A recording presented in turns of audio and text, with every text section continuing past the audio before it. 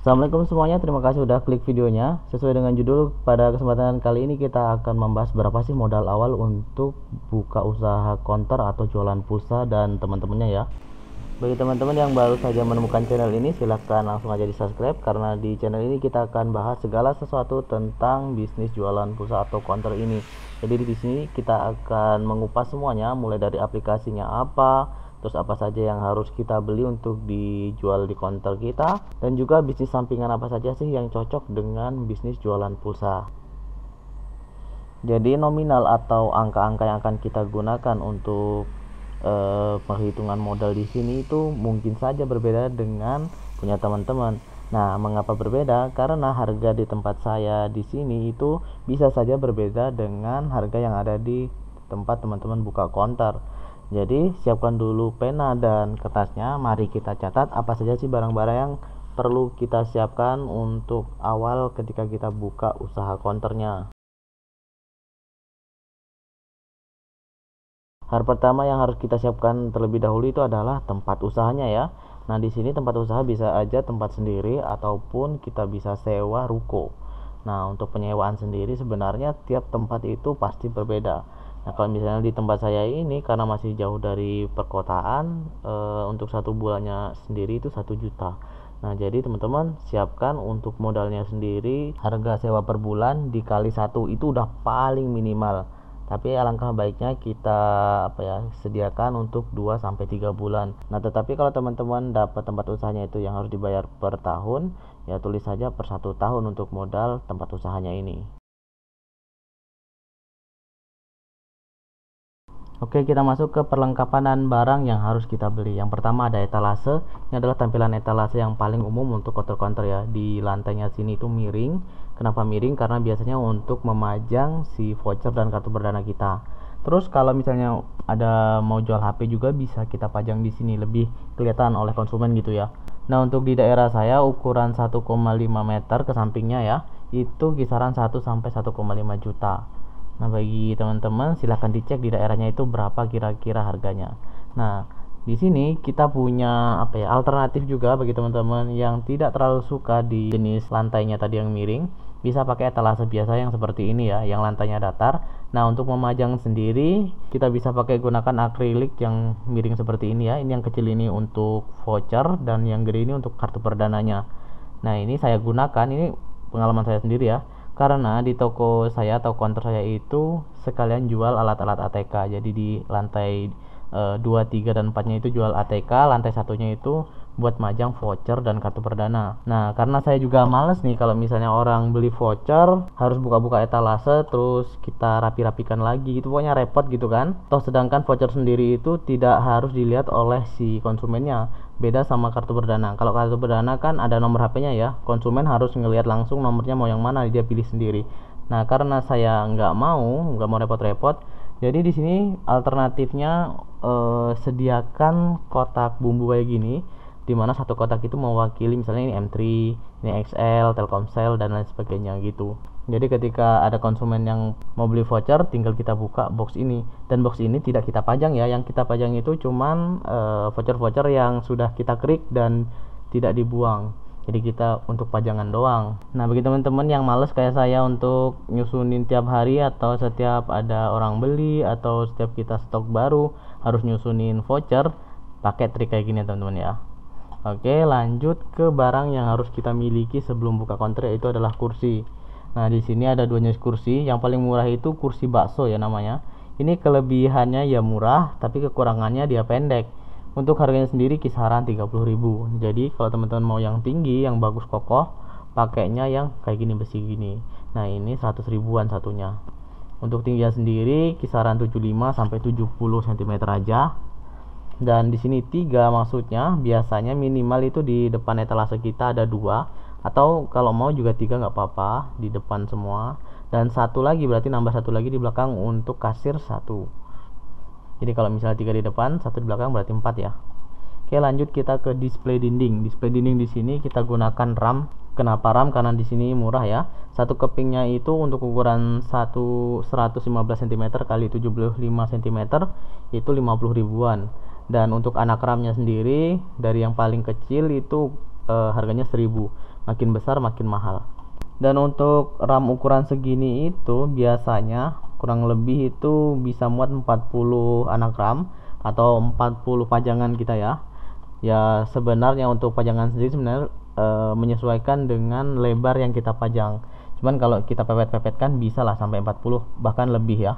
Selanjutnya di sini ada printer thermal Bluetooth. Printer ini fungsinya untuk ngeprint atau mencetak hasil transaksi seperti token atau bayar listrik, BPJS, kayak gitu-gitulah ya. Biasanya kalau di tempat saya ya, kalau orang tua tidak terlalu suka kalau misalnya kita kasih tanda bukti yang online. Jadi yang sharing lewat WA gitu dia nggak terlalu lega gitu ya. Tapi kalau dapat langsung kertas itu kayak lebih puas mereka. Nah makanya kita beli printer thermal Bluetooth ini. Nah di sini ada yang kisaran 250, ada yang 350. 250 ini biasanya masih nyolok ke listrik. Kalau yang 350-an ini biasanya udah pakai baterai. Nah kalau di daerah saya sendiri karena sering mati lampu, saya pakainya yang 350. Biar walaupun mati lampu tetap bisa kita cetak atau kita gunakan printernya. Oke, hal wajib selanjutnya adalah HP dan buku. HP sendiri di sini nggak saya cantumkan harganya ya. Yang penting bisa untuk install aplikasi untuk jualan pulsa. Biasanya HP Android udah bisa ya. Dan karena setiap orang sekarang itu udah pasti punya HP, jadi di sini tidak saya masukkan untuk modal. Dan yang kedua ada buku. Buku sendiri biasanya kita pakai untuk menulis nomor HP atau ID atau akun. Intinya konsumen kita akan tulis di sana. Kalau misalnya nanti terjadi kesalahan, di buku itulah menjadi bukti siapa sih yang salah, kita yang jual atau konsumennya yang salah tulis nomor. Nah tapi ini bisa kita akalin juga ya, dengan cara kita langsung aja tulis di HP-nya, di HP kita maksudnya, langsung lakukan transaksi. Tapi sebelum kita lakukan transaksi, bacakan sekali lagi atau 2 kali sebelum kita benar-benar melakukan transaksi yang harus didengarkan atau dikoreksi sama si konsumen kita. Jadi kalau misalnya nanti salah, kita jadinya tidak bisa disalahkan. Oke, nah itu tadi barang-barang yang wajib. Sekarang perlengkapan atau barang yang tidak wajib tapi sangat direkomendasikan. Pertama adalah meja. Meja intinya yang udah ada lacinya kayak gini untuk nyimpen uang dan laptop ya teman-teman. Nah untuk meja sendiri kalau di tempat saya buatnya itu pakai kayu-kayu biasa gitu, 800 ribuan udah dapet yang bentuknya kurang lebih kayak gini. Terus untuk laptop spek yang biasa aja, ini biasanya untuk pembukuan aja, kurang lebih 2,5 juta juga udah bagus kalau yang second ya. Ini langsung aja kita next. Nah ini yang cukup penting tapi nggak terlalu wajib, tapi ya kalau bisa ada banner atau X banner. Banner sendiri yang bentuknya kayak gini ya, memanjang gitu, biasanya kita taruh di atas. Atau teman-teman bisa gunakan X banner yang berdiri seperti ini, cuman harganya biasanya lebih mahal ya karena dia ada penyangga besinya kayak gitu. Kalau di tempat saya banner sendiri anggaplah kurang lebih 50 ribuan. Kalau X banner itu 120 ribu. Sebenarnya mahal atau tidaknya banner itu tergantung dengan teman-teman mau cetaknya panjang atau pendeknya. Oke, selanjutnya di sini ada display akrilik. Nah ini nggak wajib juga tapi sangat disarankan. Ini bisa kita taruh harga-harga kita di sini.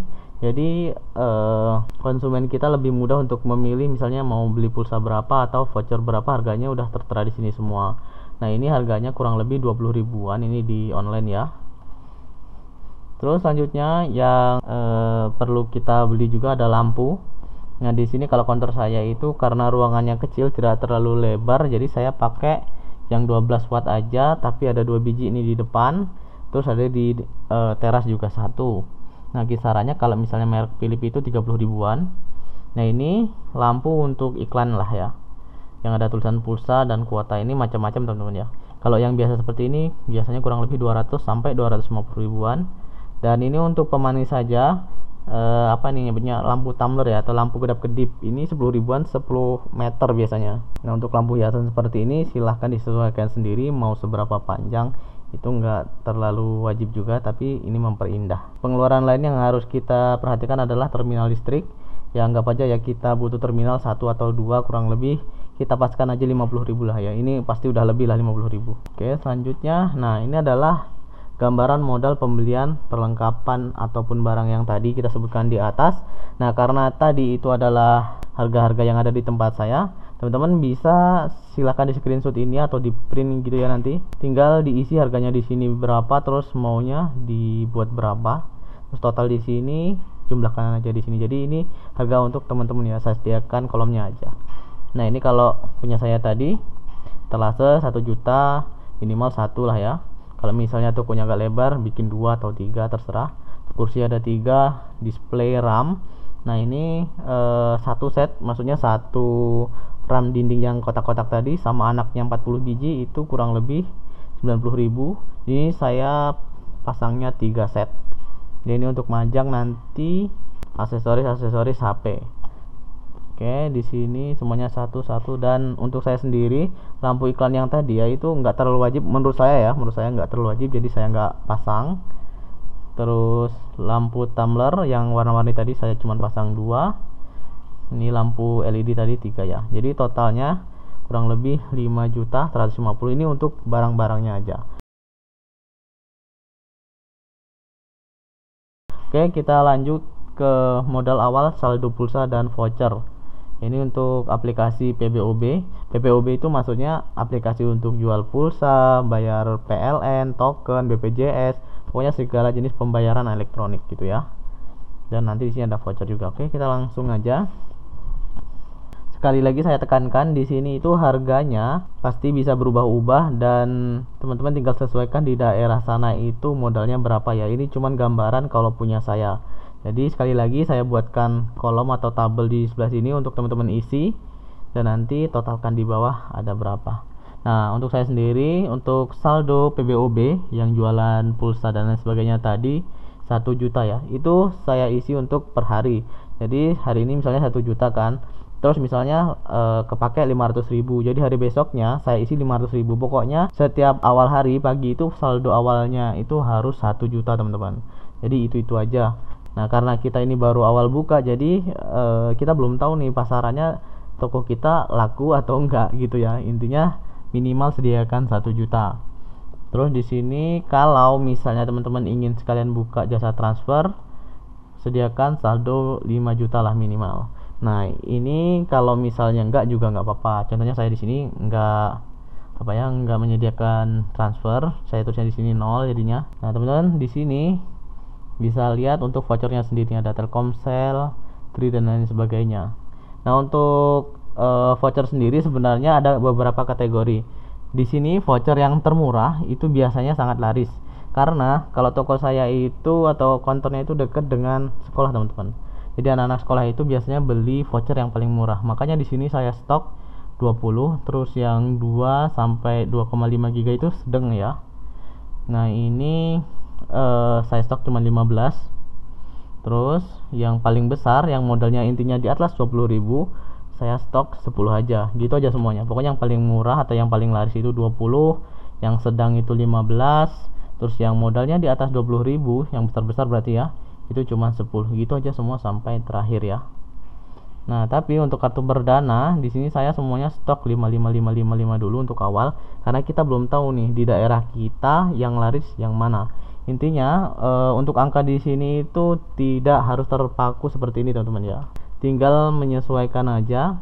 Intinya misalnya di awal buka itu kondisinya seperti ini, tapi ternyata nanti di tengah jalan ternyata yang laku cuma Telkomsel, berarti ya kita harus ubah nih, Telkomsel kita banyakin, yang lainnya kita tetap seperti ini atau kita kurangin, nggak masalah.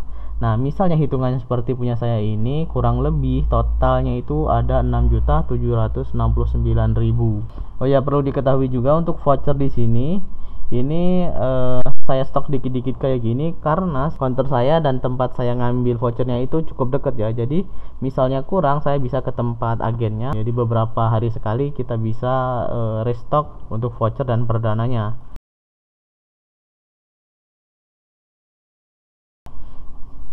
Oke, kita lanjut ke jualan lainnya atau aksesoris HP ya. Nah, untuk aksesoris HP di sini saya sangat menyarankan untuk teman-teman memiliki 3 kategori. Maksudnya seperti ini, misalnya kabel data nih. Kabel data itu harus sediakan yang murah, terus yang sedang dan yang bagus. Biasanya kalau yang murah itu agak banyakin aja. Sini stoknya saya 20, terus yang sedang itu 15, terus yang bagus ada 15. Lagi-lagi angka di sini teman-teman silakan sesuaikan sendiri dengan modalnya ya, atau sesuai selera lah. Nah, seperti ini ya, charger yang murah 20, yang sedang 15, terus yang bagus 15. Gitu aja semuanya. Headset juga. Terus ada casing HP, ada anti gores, stand HP, sama tali gantungan HP. Nah, ini cuman contoh aja. Intinya yang paling harus kita stok misalnya mau buka counter itu cuman kabel data, charger, headset nih. Nah, untuk kabel data sendiri pastikan tuh semuanya udah ada. Misalnya harus ada Android, ada yang tipe C sama yang iPhone. Nah, untuk casing HP sendiri itu sebenarnya pastikan atau survei dulu di tempat kalian itu HP yang paling banyak dipakai itu apa. Jadi kita stok dulu misalnya 50 nih. Nah, nanti kan orang-orang pada datang tuh, dia nanyain, "Oh, misalnya tipe ini ada apa enggak?" Nah, catat teman-teman kalau misalnya enggak ada. Jadi nanti kalau restock ke pembelian berikutnya bisa kita cari yang enggak ada tadi.